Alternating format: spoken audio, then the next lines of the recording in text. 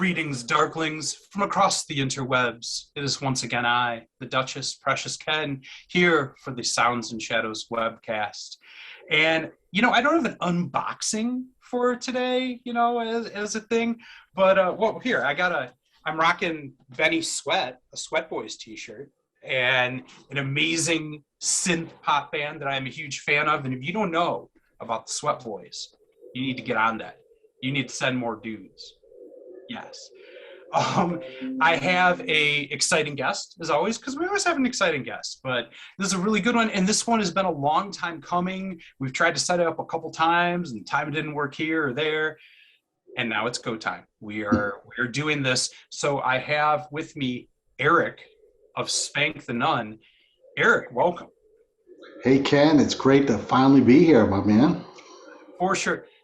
For starters, I would like to put it out there. That is one boss ass hat.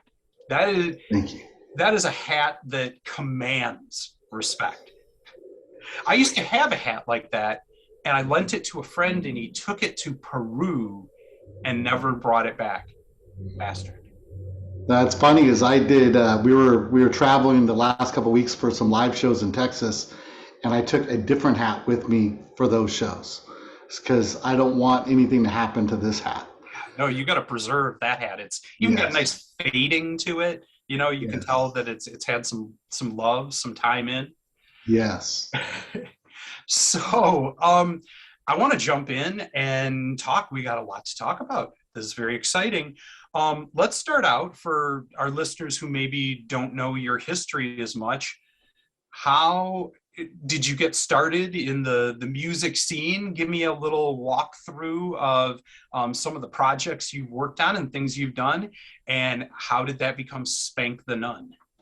All right, cool. Yeah, so Spank the Nun has always been the main project. I don't know, it was in the 90s. My brother and I kind of put together different iterations of the band, and then we always said, oh, we're just going to play live. We're never going to record anything. And of course, back then it was very expensive to record and all this stuff. And we were super young and whatever, so. I remember. Yeah, you remember those days? I could barely remember those days. Yeah, I could fit into pleather and stuff. It was hot, I remember. Oh, I was looking for some the other day, but so I guess they call it something else now. But we kind of we kept letting things like paychecks and earning money get in the way of not doing music. I hate when that happens. And about 4 or 5 years ago, over the last 10 years, I've been lucky enough to kind of meet some different artists. David J was one of them that everybody on this channel knows. David J? Oh, just David of Bauhaus, sure. I mean, or Love and Rockets. Yeah, I mean, just David J. That right there is handwritten David J, handwritten Daniel Ash. All this stuff is mostly Love and Rockets stuff behind me. David J's actually sat in this seat here talking to me before. So I'm a big fan of Bauhaus and David J and Daniel Ash, Peter Murphy and Kevin. Let's not forget Tones on Tail too while we're shouting out shit. Oh yeah, Tones on Tail is phenomenal. Even shit. Pop Tones. I'll even give them some credit. I love Pop Tones. I love Pop Tones. That's good stuff. I agree. You got Diva in the mix with Pop Tones, and she pulls it off. And it's always great to see two songs with two bass guitar players and a drummer pull off a song. So that's amazing. What I'm talking about. Yeah. So when David J kind of did his reemergence, kind of 6 or 7 years ago, kind of from kind of like nowhere land, he wasn't making music for a long time. I got in connection with him through his manager, and it was just random. And I was in LA, and I got to go see his first practice and his first performance, and just kept kind of getting invited to these events. He was living in the Carlisle, which if anyone isn't from LA, you probably don't know what it is, but it's where Jim Morrison lived before he went to Paris and took his final bath. But throw it on the coattails of Ray Manzarek. I've talked about it many times. Oh yes, and I got to watch Nosferatu with Ray Manzarek in LA one time. How random was that? What? I was in line. There was 6 other people in line, and this tall, skinny dude starts talking to me. And we just hit it off. Had no idea who he was till about an hour into the movie, and I'm looking on my phone. I'm like, oh, damn.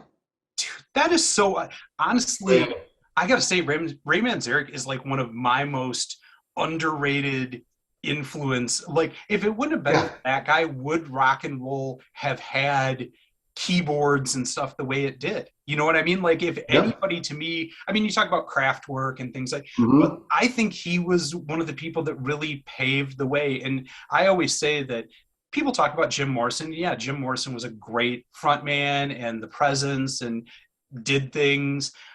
But to me, without Ray Manzarek's organ, the Doors are Deep Purple. Like, like basically, Yep. you haven't heard of them the same way you heard it because of Ray Manzarek. Yeah, when you cover a Doors song, you have to deal with his keyboard parts, and you got Exactly. to decide that's like a big decision how you're going to handle that, and if you're going to do the solos and the extended version and long. Yeah. It's a big decision you got to make when you're going through. It's not as simple as just replicating some standard music, through guitar and bass and drums. But I bet you the last 10 people you said Ray Manzarek to, they just looked at you with like deers in the headlights. Uh-huh. Quite possibly. And that is so Oh, awesome that you got to see him and see a movie with him. yep, because you can't now, unfortunately. But so being in LA for so long, I'm in Dallas, Texas now for like the last 10 years. Mhm. I got to run into a lot of these just phenomenal people, and I got to hang out with David J at his apartment. The building's condemned and turning into something else. It's right across the street from the famous Scientology building you see in all of the movies and Yeah, the the documentaries and stuff. Yeah. yes, and so we were in there, and he had the who's who of like beatnik poets and artists that used to hang out with Andy Warhol, and it was me and my brother, who's the other half of Spank the Nun, and we didn't have Spank the Nun going at the time, and we're in like the most artsy, creative like vortex of incredible talent, and we were just there soaking it up and enjoying it and getting to meet these people and trying to figure out who was who without fanboying over them, and it was just phenomenal. But I was able to keep in touch with him Mhm. for the years since then. And about 4 or 5 years ago, we were doing some called Convergence. I think it was Convergence 23 in Mhm. Dallas, Yeah. and there was 20 bands, and he was coming as one of the bands. And I was able to get him to come over to my house the night before, and we kind of just hung out and played some music. And he had a good PA setup, and I have really tall roofs and vaulted ceilings in my living room and wood floors. So he was loving that with his acoustic guitar and singing. It was just really phenomenal. And then my brother and I were so inspired by hanging out with him, and I played I'll Be Your Chauffeur with him, and I had to dust off the guitar in like 5 years before that. It was super crazy. I should post that video. I got a video of it. Sometime Yeah. I'll post You that should video. post that to the Sounds and Shadows group. That'd Yeah, be I'll awesome. post. I'll post. I'll do that. And then the next day, my brother and I, or that night, because he left around midnight or 1 in the morning, something like that. My brother and I were up all night, just started writing again, so I got the bug again. And about a year later, I sent my brother like 5 songs. I'm like, dude, we're doing this for real. He's like, okay, whatever, whatever. And then I sent him a couple more songs. He's like, wow, these sound like done songs, like Yeah. finished songs. And then started reaching out to different folks in the scene. And Klaus Larson, I'd been introduced to him by Raymond Watts, had introduced me to him. Was it So Ray? again, Yeah, kind of like Raymond. the Ray Manzarek thing here, when you're just like, so Klaus Larson, Leather Strip, to those who Yes, don't know, and Raymond Watts, Pig. yes, that is correct. And so Pig, every time Raymond came through town, we had been talking online. What I'd done is taken a bunch of his images that he has some phenomenal marketing, and Armalite's really taken it to a whole nother They're level, killing it right now, killing it. killing it. And then what they're doing with the artwork for him, and I was taking some of the static images and putting fire and blood in and modifying them. And so we had connected online. So when he came to town, we got to hang out and talk and meet each other. And Yeah. he introduced me to Jazz Coleman and Etch, Jazz Coleman, Calling Joke, and Etch, KMFDM, and Yeah. everything else that you like. And then Klaus Larson, who's super quiet. Jaw Wobble, he was there. The drummer. Yeah. Big Paul, I guess is his real name. But so I wasn't making music, and I'm like, what's going on? I got to make music and like capitalize on all these connections been making. And I reached out to Klaus like after I met him, and was just saying, hey, I want to get a hold of some stuff. Can you sign it? And he's like, yeah, I'll do that. Super nice dude. Yeah. Nicest guy in the world. I've heard that from a lot of people. It's I get to in the same way connect with a lot of great artists and stuff like that, but I've never actually talked to Klaus. But everybody I talk to is just like, that dude is the nicest, most down to earth guy you've ever met in your life. Yeah, and genuine, smart dude. Yeah. When I talked to him, he was super quiet when it was face to face, and I've got to know him better, and it's mostly been it's all been remote the last few years. So I put out a couple tracks just so I could share them with like Klaus and some other folks, and I shared them with him, and he said, I got some ideas. He gave me some tips on the first song we put out called Rotting Meat, and he helped me realize I didn't have a chorus in my song. I had a bridge and I had a verse, and I just kept going back to the bridge, didn't have a chorus. And he said, you do have a chorus. It's right here. And he's like, you mind if I sing on it? And I'm like, do I mind? You could rewrite the whole thing and send it back to me. I'll be okay with that, So he sent it back to me, and it opened my eyes to like what I was missing to like take that next step to put out finalized, finished Spank the Nun product. And then it also told me somebody believed in it, so he kind of, but he didn't, I wouldn't say he put his stamp of approval on it, but he helped build my confidence that, he enabled me to like get to that next step mentally. And then I worked through a few other tracks with them, and he helped me understand about compression and about, mixing and mastering, and just saturation and compression, one of the biggest things I've learned from this guy. And a lot of the sound that we have, people talk about the big kick drum that's just right up front. We have hooks, and like every song has a hook in it. And then the snare stands out, and it's just got this big kind of beat, but not a new beat or big beat style. It's just a dominant beat. And that was the sound we were going for. And he helped me understand how you do that. And it was really compression for the music nerds out there, the musicians out there. We're going to get to that. Even though Colin's not here to back me up, I'm going to do my best to talk music nerd, because here's the thing. When I think of Spank the Nun, you talked about, the beat, the drums, the compression, but to me, there's the big meme and the joke about like your snare sounds like shit. Yeah. That's kind of the big joke, is like all real gearheads are just sitting there for 10 years trying to get you have one of the best pure snare sounds, in my opinion, in industrial music. It just sounds so real, so crisp, and to me it's distinctive. Like, that's just it. I can listen to different albums of yours or hear a Spank the Nun song in a DJ set, and it's by the snare that I know it's you. So I think that's one of the things, and that's so cool to hear that Klaus had kind of an influence on you and find that, because I feel like that is what is distinctive about your band, like, is that crisp, snapping snare sound that almost, I always say, like, your sound is kind of like military industrial. Like it has almost kind of like a marching feel in a lot of ways because of the crispness of that snare. And it gives it that kind of like marching, stomping feel to it. So that's awesome to hear that come full circle on the story. Yeah, and it's funny. One of the first things I ever talked to Klaus about just through email, before I was even making music, is how he put out several albums that he never released on Bandcamp or any of the streaming services. And one of them, like, the snare was just so awesome, and it really influenced me. And he only did it on that one album, and that was how I probably connected with him, because my email was about that snare, and that sound. And I think when you connect with people differently when you have something specific like that.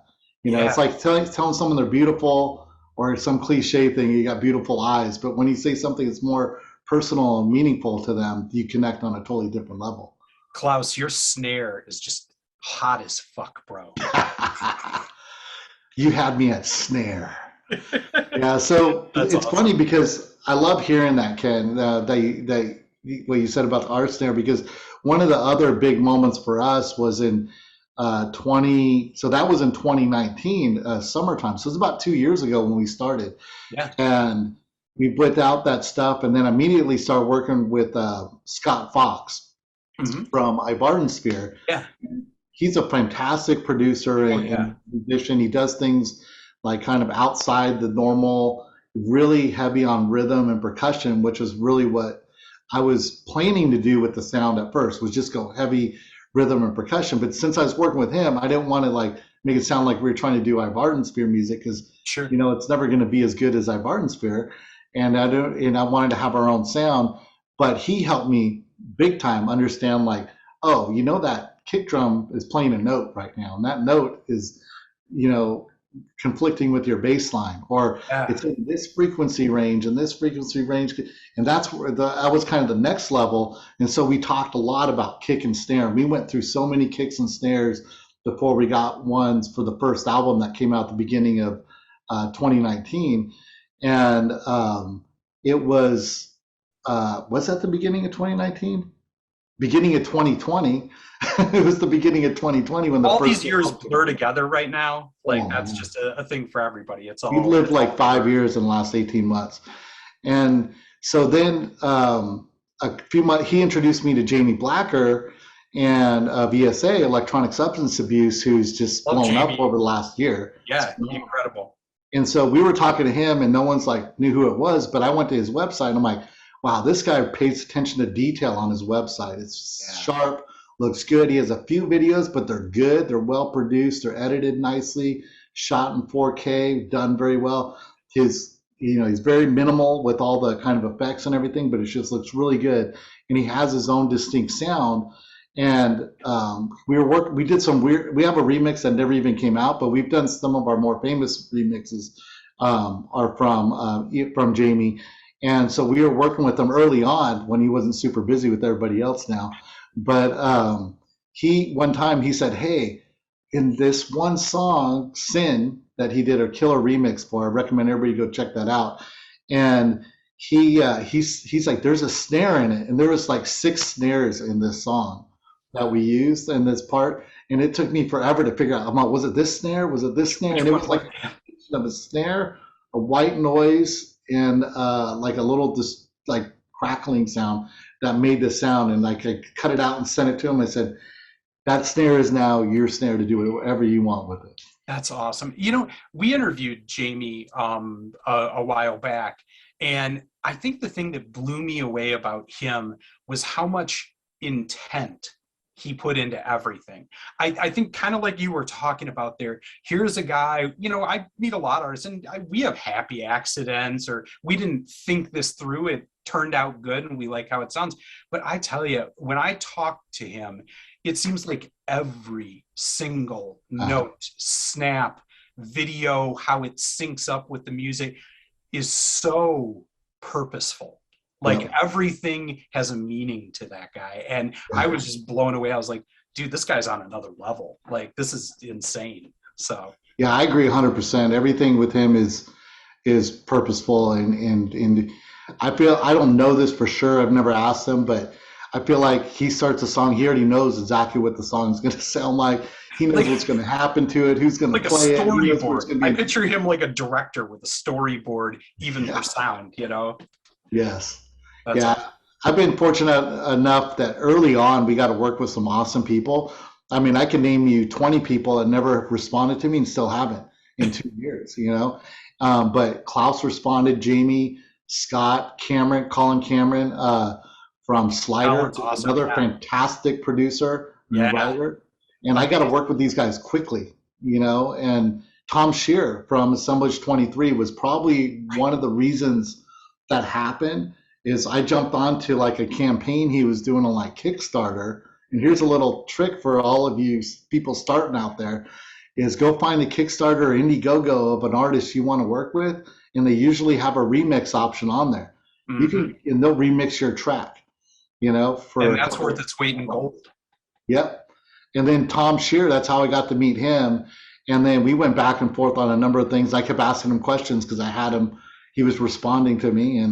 And I think as soon as we had that Tom Shear and that Klaus track, people started responding all of a sudden. Like everybody, 8 out of 10 people responded. And so we've got to work with probably 30 or 40 artists over the last 2 years. But last year we put out let's see, we put out two full-length albums, a full-length remix album. We did a collaboration with Blue Ant for Halloween, which was covers of Stigmata and Every Day is Halloween, which Mhm. the whole plan, we were being purposeful right there, like Jamie is. We know those songs will get played every year forever. You Right. know, if we do those tracks, got blessing from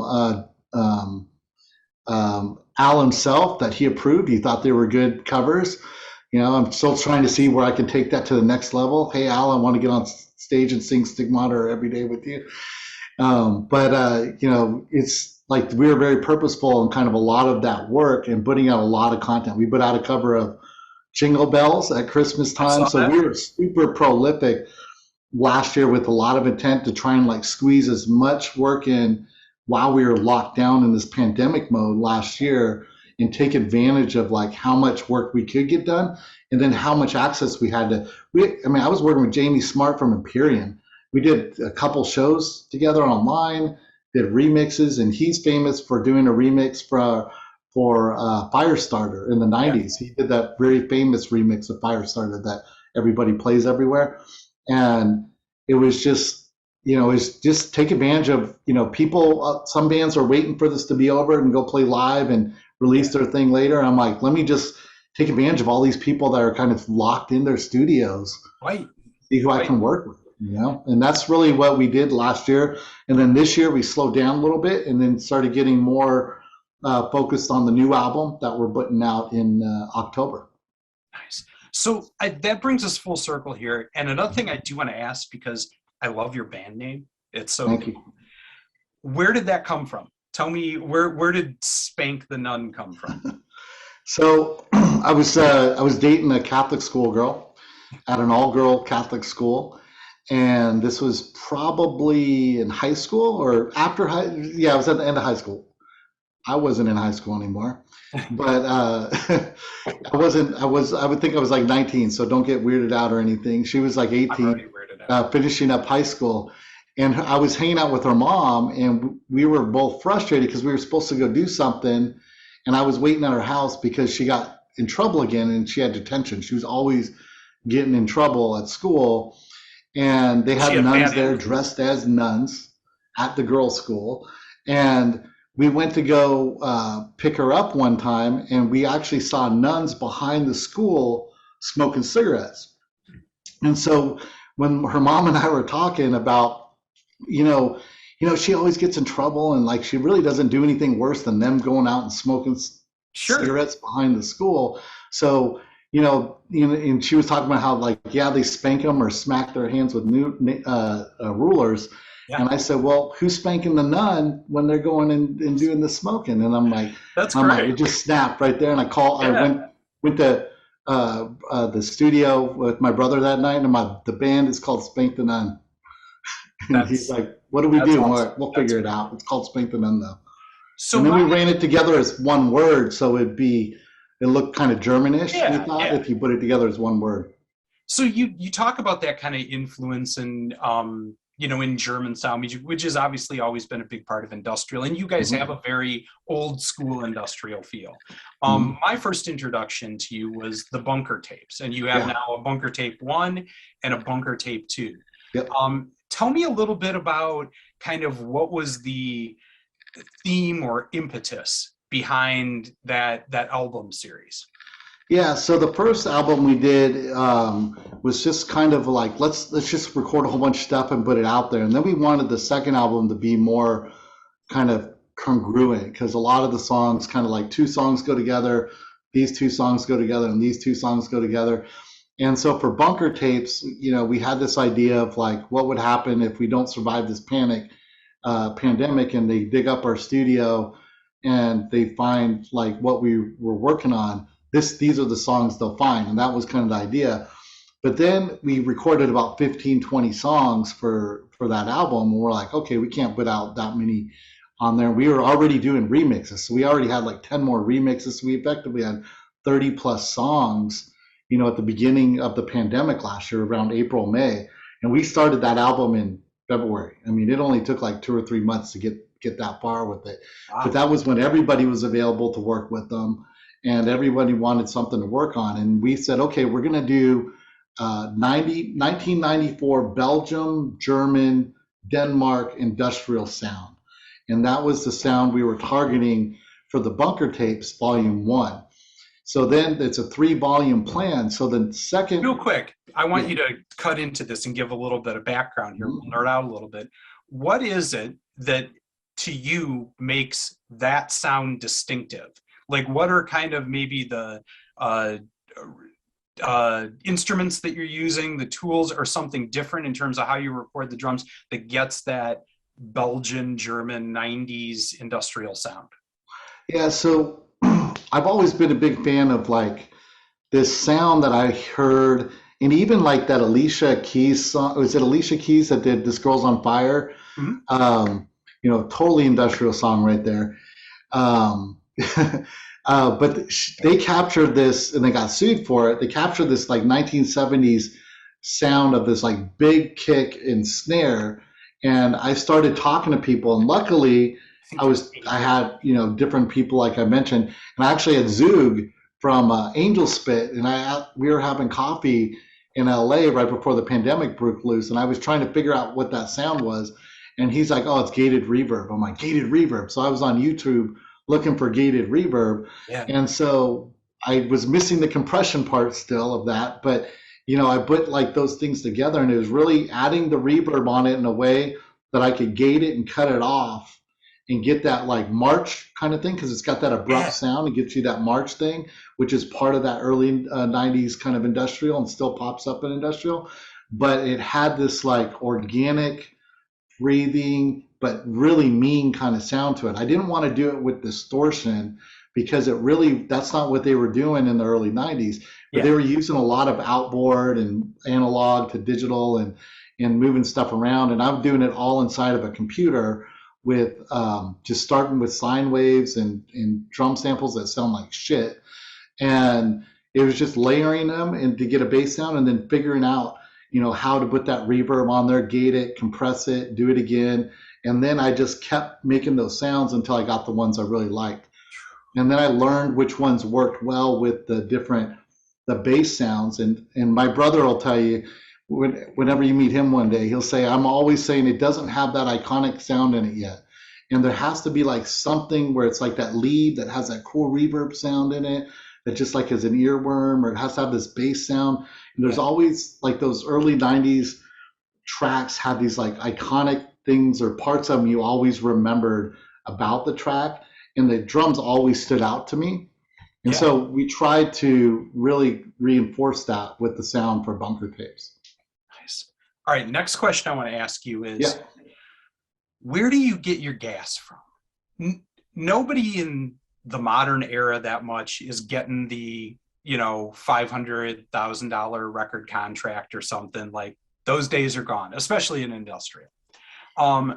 So something fuels you in this. What is it that is your best case scenario that you really, why do you need to play? Yeah, we know we're smart enough and old enough to know we're not going to be able to make a living off of it. Not easily and not soon and maybe never. Yeah. Especially with this type of music. It's very niche. Very niche, not for everybody. Right, exactly. And there's no labels that are going to be signing this kind of music at all, maybe 1 in a million, and even talking to labels a lot of times, they'll tell you about how they're going to limit you, and they're very honest, like the ones in our genre and in goth and industrial. They'll tell you, I go, hey, we're going to want you to do this and this and this, but we want you to be happy, so this may not be the best thing for you. So for me, I come from a marketing background. Mm-hmm. And so marketing and social, I used to teach marketing and social media at a college. So for me, that was the thing that a lot of musicians and artists need labels and other people's help to do that. They need help with the visual part. A lot of them, especially when you talk to the old school guys, they're used to an engineer. They're used to 3 dudes that their music that they have to put their music through before they can even listen to it back. Right. Now we can record something, and it's a little bit easier for me because it's not like you guys. You have a full band that you're playing with, so you got a lot more coordination to do. But you can get on an 8 track or right into the DAW through an IO and pretty quickly be able to go listen to that song whether in a rough mix. Well, we can do the same thing pretty quickly. And I remember Prince saying that he had a setup where he could do it. Like he would just record all day and then he'd have a CD he'd listen to all night long in his car. And I'm like, I want to get to that. And I just want to make music that, other people enjoy. And if it's 10 people, that's fine. If it's 15 people, that's fine. If it's 500, that's fine. If it turns into like one track ends up being viral, and takes off, or I feel like hip hop is starting to bite on industrial and kind of the dark vibes of goth a lot more and more. And there's a likelihood of something taking off through that, not just a Nine Inch Nails song getting sampled, but it's really just the enjoyment of doing the music. And if I'm not enjoying it, I probably wouldn't do it at all. I definitely wouldn't be doing it all because there's no money in it. It's really trying to break even so I can pay for the fun of it and support as many bands as I can. So like on Bandcamp days, I'll spend any money people spend on us back on other bands and try to promote bands and tell people about them so people know about them. I always joke around that, like being in a band these days, especially goth industrial, is kind of like having a vintage car or motorcycle. It's something you put money into, not take money out of. Like, this isn't a business investment. You do it because you love tinkering, So I see behind you, you got quite a few cool looking axes back there. I don't know if you know this, but my bandmate and one of the other people that does the Sounds and Shadows with me, Colin, makes guitars from I didn't know that. Yeah, you have to check him out on Instagram. I mean, anything you can imagine, a block of wood, he does everything, makes it custom from scratch. So if I was to have Colin, price is no object, tell you that he would commission you a Spank the Nun exclusive guitar, tell me what that guitar looks like, or bass. I think it would be it'd be a toss up between like a pretty straightforward, electric guitar similar to like, this pretty just straightforward right here, but it's flat black. So kind of a Strat style or a Gibson style. Yeah, and this is a high quality Vendetta. $9.99. I mean, $99. It would probably be like somehow work in it would be about design and not about the functionality. So I would want it to have like some kind of how the neck would turn into like an upside down cross into the design, down by the pickup, and then maybe work a skull in there. Like my shirt right now is kind of an upside down cross with skull teeth in it. That's the new shirt we're going to be putting out this month.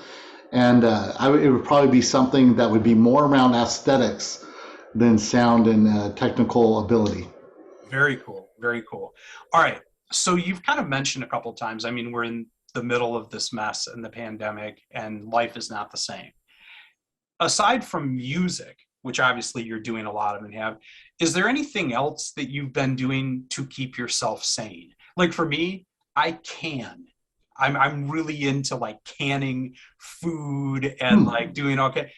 And that's kind of become my hobby to keep myself, on focus, on point. Is there anything like that you've been doing that you enjoy to keep yourself sane when you're not playing music?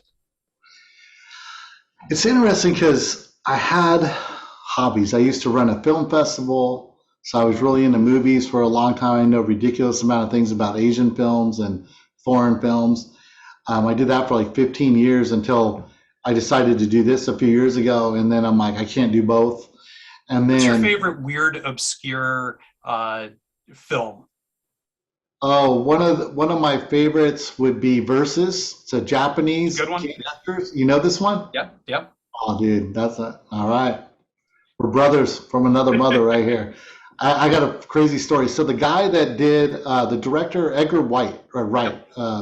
What movies he did? He did Shaun of the Dead. That's the best movie. I don't need to name the other ones. Shaun of the Dead is all that matters. So he did Shaun of the Dead, and he was touring film festivals and presenting it. And so I was in film festivals, so I got to sit in the front row right in front of Edgar. And and people were talking about different things, asking the same questions. You could tell he's answered 3, 4, 5 times that Yeah. week. And so I asked him about the Battle Royale poster that's on the wall by the stairs in the house. And then there was another, I think it was a Versus poster, or like the corner of a Versus poster that's in there.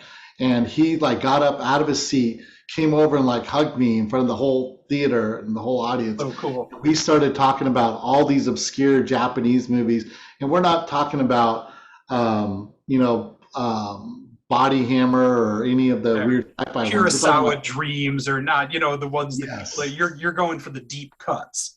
Yes, exactly. And man, we really connected, and he spent like 10 minutes, like he interrupted the whole thing, and we were just sitting there. No one could hear what he was saying until he got back up on stage, and he kept referring to our conversation for the rest of the night, and no one knew. That's awesome. That's so cool. Dang.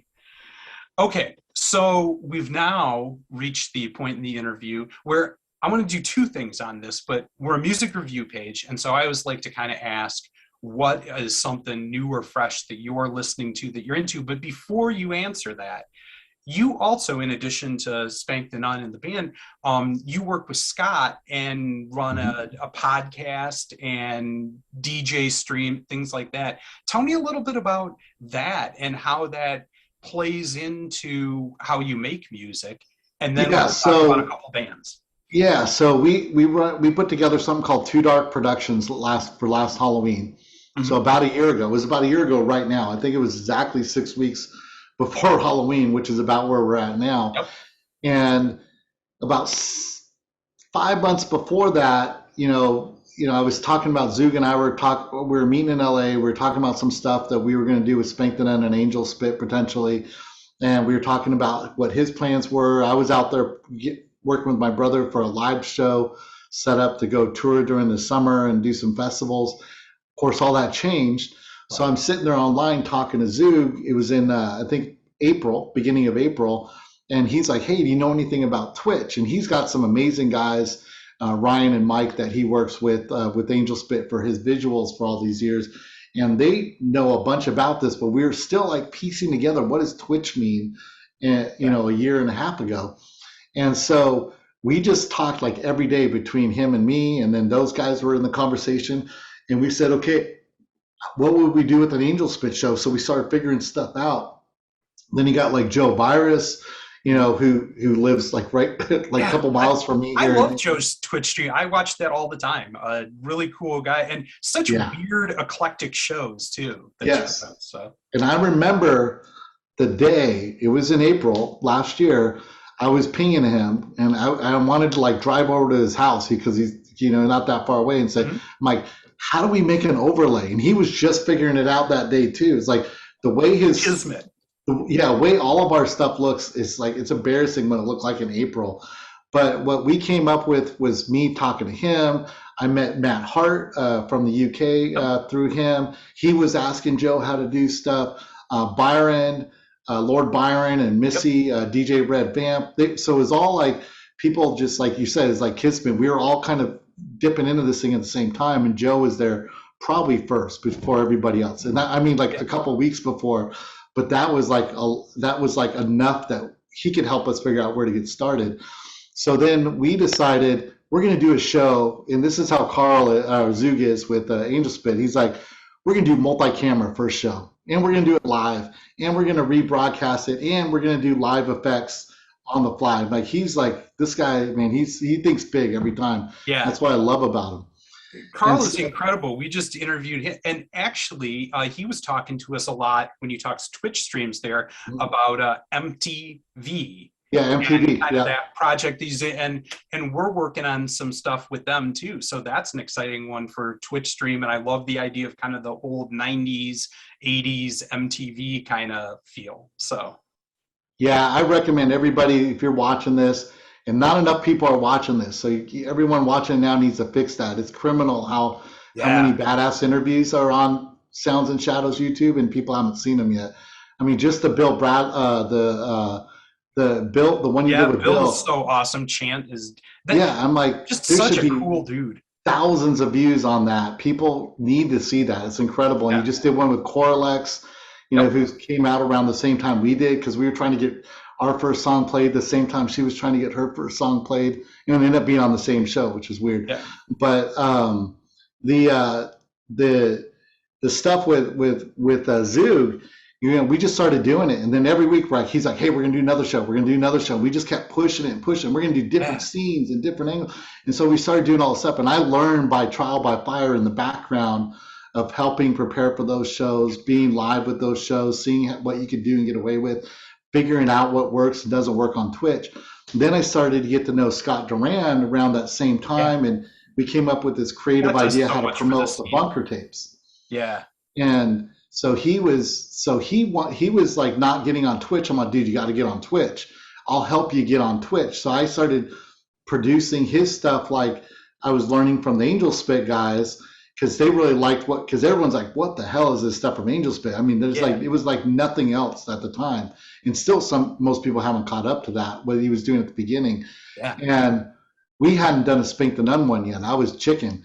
And so by August, I'm like, okay, we're going to do a Spank the Nun one, and we're going to do it live, rock and roll, man. If it doesn't work, it's rock and roll, Yeah. And so we look back on those first shows, and we were doing them. We did like 3 shows in one night. It was like so crazy. It was like 3 different shows. Yeah. And so we did a bunch of festivals for a couple months. And then by the middle of August, Scott Duran and I were frustrated with a bunch of the festivals we were on having the same technical difficulties Yeah. and low quality over and over again. And a lot of the bands, especially the ones that have been around for a while, didn't want to expose themselves to that Sure. glitchiness and that low quality. So when we were talking to all these bands, just from doing remixes and other work with them, we said, well, what if we put together something for Halloween that was high quality?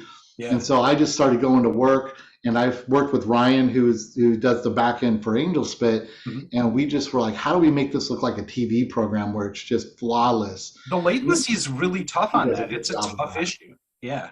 Yep. And so we just really focus on quality. And I just did an event.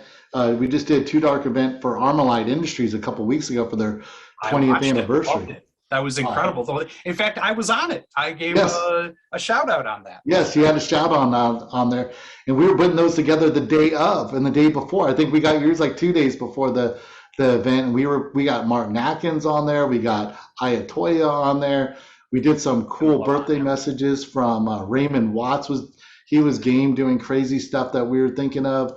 Chris Connolly did some cool stuff that now he's doing with other folks, including Martin Atkins now. But we were trying to make it like a safe place where they could get good quality and have that, still have some mystery, because a lot of those older school bands like that mystery and that separation. But we wanted to show them that we could take care of them in a way that they're going to look good no matter what. Hold on a second. You got an intruder in here? Yeah, I got a little intruder with no pants What do you on. got? Because that's another thing we always ask is if you've got pets in here. It's a daughter. Hi. Hi, buddy. Hi there. You got Mickey. Yeah. All right, take her out here. See you later, buddy. Careful. And put her clothes on her. You can't see below. There's nothing on. Well, that was a first. We've had cats, dog. We've never had anybody bring a kid on before, so that was Usually great. not usually, but twice, my 7-year-old, I'll be recording. So this is my studio in the house where I record on the DAW. And then I have a live setup in the garage on a green screen. And I'll be out there at 1 or 2 in the morning recording DJ sets, sometimes live or sometimes pre-recorded. And I was doing a live one, and the 7-year-old came out, and she was just watching. And I couldn't stop because I'm DJing. I wasn't playing live, I was DJing. And then she disappeared, came back with a black dress on and a nun mask. And I'm like, all right, come on in. And she started dancing on the set. And then her mom woke up, got her, and then she came back and she had goth makeup on. Wow. And I'm like, all right. And I'm playing. That sounds like just trouble right there. Right off the bat, you're in for trouble with that one. That's funny. Yeah, exactly. Yeah, so Scott and I wanted to put together something that was just like higher quality and try to help raise the bar. And a lot of things have gotten a lot better since then in the last year. but we had such a good response to those events. We're doing another Halloween event. We're going to do something smaller. We're not trying to do a giant event. We used to do 15-hour events. We're Sure. going to do 6 and 8 hour events like what we did for Armalite, Yeah. and just have fun with it and try to get, every time we're trying to get an artist out that's never been out before. And all the Armalite ones that was the first time for them, for the most part. That's so cool. I'm so excited for that. Keep me posted so I can make sure to get the word out on that, because that's just great. Yeah, we've been on a couple of the same shows together. You had Amaranth on, I think it was Temple 3 or something that we were on together. And then the Goth Sanctuary one. Goth Sanctuaries. Yep. What's funny is I was on, and this is a weird thing too, is people, it's funny, I was talking to Curse Mackey. He won't mind if I say this, but Curse is a legend in this industry. And so he was really gracious about coming on early on with us before we had really proven ourselves. And he did, I think, our second event. And we had done a lot of events that weren't Too Dark Park events, just to kind of, or Too Dark, not Park, Too Dark Productions, Skinny Puppy reference there. But this was our second like branded event. Yeah. But we had done this thing where I have everybody come into live, and I have them in green rooms, and I can turn people on and off just like a TV station would do. I'm not having people timing stuff like putting keys in and hitting go, and I have like transition screens. And so one of the other things we learned is, where's your audience? What time zone? What time is it right now? That is such a big deal. Yep. So when we were putting him on, we felt like he was a headliner band. So normally the headliner band, like we did a show in Austin, we're on last, right? So we're on at 10, 11, midnight, right? So he's the headliner band. And so we said, hey, you're going to be on, and then there's going to be 3 or 4 other bands after you, but you're going to be on at like 7:30 or 8 or 6:30 or slot for that. And he was so, because he could have just said, F you, I'm Curse Mackey, you're nobody, and I want to be on at 10, and I would have had to put him on at 10. Yeah. But he listened to what I said. I said, listen, we've done a bunch of shows. The biggest audience is going to be on between 6 and 8. And when we first talked, you said you want to build your audience in the UK. You're going to get pure UK audience at 6 and 8. I think that's one of the big things that's changed in the last couple of years, is that's just it with these live streaming shows.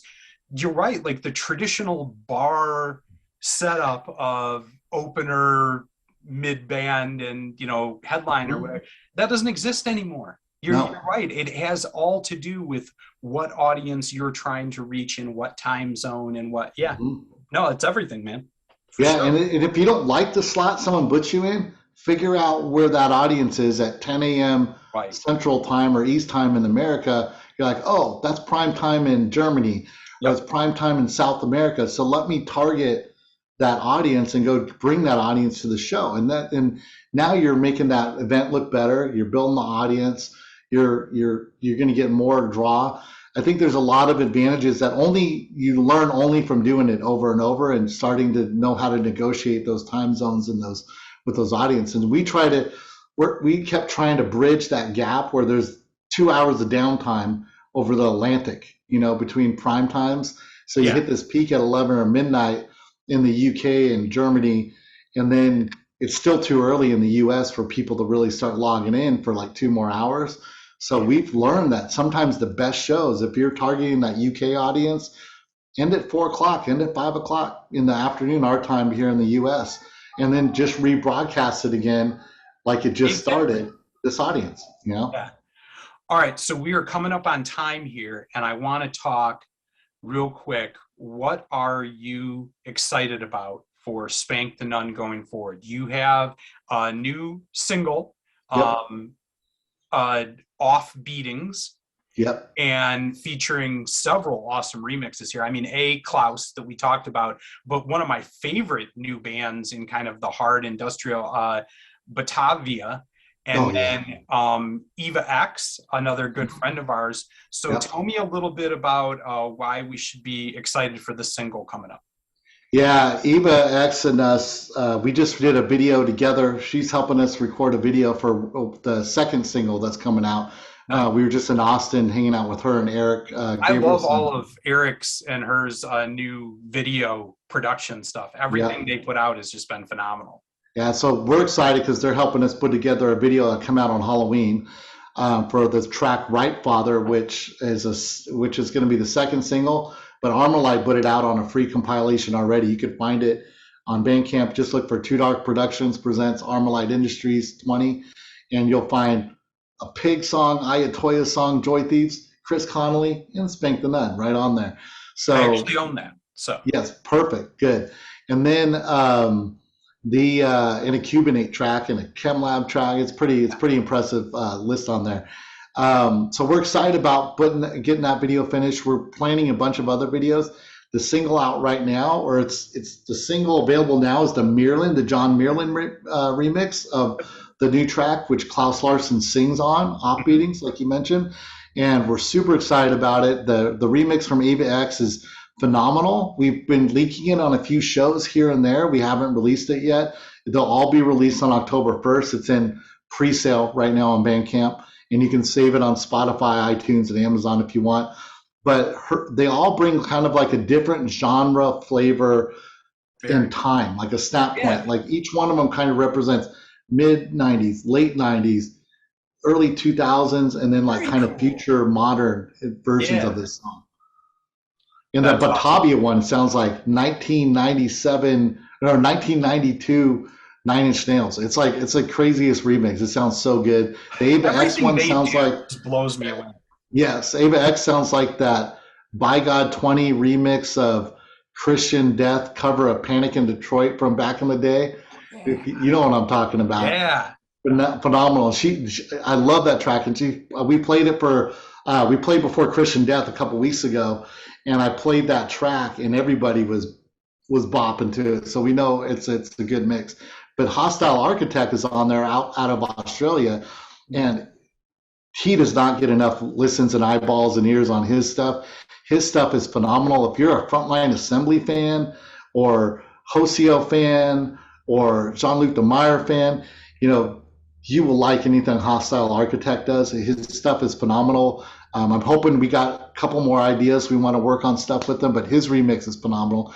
And then we tapped a band out of Brazil called Rebel Empire that we've worked on with some EBM events and done a couple of things with. And it's just this pure punk rock EBM, stripped down, sped up version of the track. Is phenomenal. And then we're going to tell you, like, some of the, to me, like Peru and Brazil in particular are putting out some of the world's best industrial new music right now. For real, and just doesn't get the love that it needs to. So I will look that up for sure. Like, we have you could go to the SPANKTHENUN YouTube, and I posted our EBM event from February on 242 Day, and there's 8 fantastic South American industrial bands on there. Yeah. 2 of them had never played live before. That was their first shows. One of them is female too, Mechanic Fabric. Definitely got to go check out Mechanic Fabric. She's doing something that's somewhere between dark wave and EBM. Yeah, it's just phenomenal. And then there's another guy out of the UK. He was calling himself Lucky Electro, which we have some remixes from him, and another one coming up. But I think he changed his name to Young Oprah recently, and it's like goth EBM. It's fantastic. It's super good. It sounds like something John Meerlin would do, where it sounds like an EBM version of Joy Division or something like that. It's just fantastic. So we got the new album following that coming out on October 27th, Bunker Tapes 2. It's got 9 new tracks on it, plus 4 or 5 remixes. We got remixes from Planet Damage and a couple, Gary Watts from Nature Wires, another old school, phenomenal dude. It's all mixed the whole album is mixed by Klaus Larson from beginning to end. And so that'll be coming out October 27th. And that's the continuation of Bunker Tapes. There'll be a 3rd version of Bunker Tapes, which we've written the tracks for already and started mixing. We even have like 5 or 6 remixes done. That'll be the beginning of next year. And so the Bunker Tapes 2 will pick up like with Off Beatings, kind of where Bunker Tapes 1 left. And then it will progress through kind of the 90s sound of industrial into the 2000s. And then Bunker Tapes 3 picks up there and comes all the way up to really modern, cutting edge industrial where we think it's going. You guys are like a single band human compilation set. Yeah, it is. It's like we're doing the history of our favorite industrial music.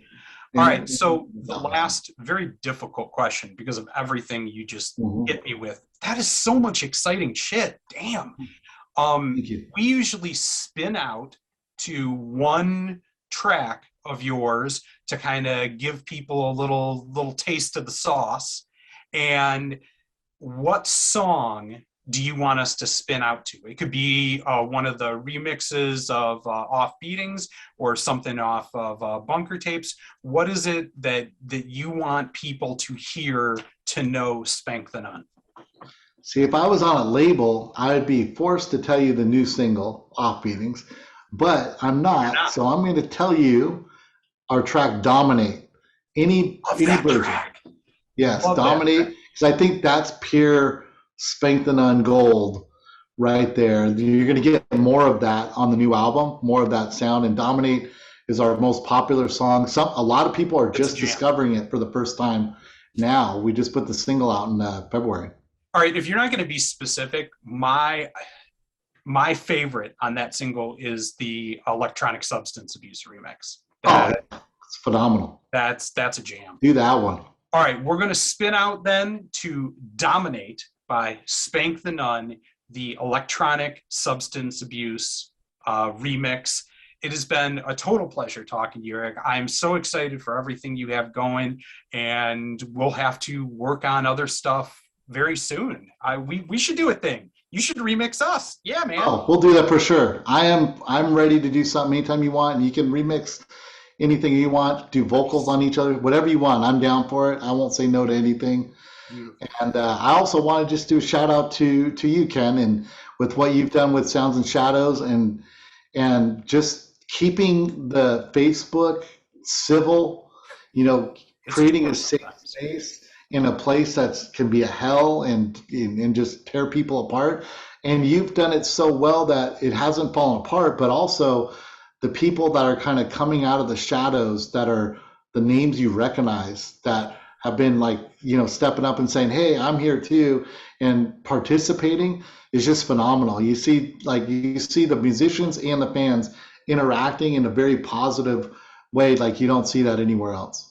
It blows me away all the time that and that's another thing from doing the review page. I'm really lucky that, kind of like you said, like I get a chance to interact with a lot of these people or talk like with an artist like yourself. And one of the reasons to me that I do this podcast is a chance to give other people that feeling of a personal connection with an artist that means so much to me. When I love a song or love music and get a chance to do that, and the Facebook group has become a great place for that too. And kind of like you said, one of the things that is so cool is you've got people that, like a Martin Atkins or something that has decades in and so much experience and knowledge. And you got some kid who's just starting out doing it, and everything in between, and everybody sharing their tips and what works for them and lifting each other up. Yeah. To me, it's the only way that we get anywhere on this sinking ship, So I bookmarked so many, and you see me in there going, I'm bookmarking this for later, yeah, because I'm like, I need to know what all these zines are that are online later. I need to know what all the, I like adding my 2 cents on what production companies do a good job on CD duplication and that stuff. It's phenomenal. I enjoy it a lot. You do a great job, and everybody loves it, man. Well, thank you kindly. This has been the Sounds and Shadows podcast. Everybody out there, keep it dark, yeah.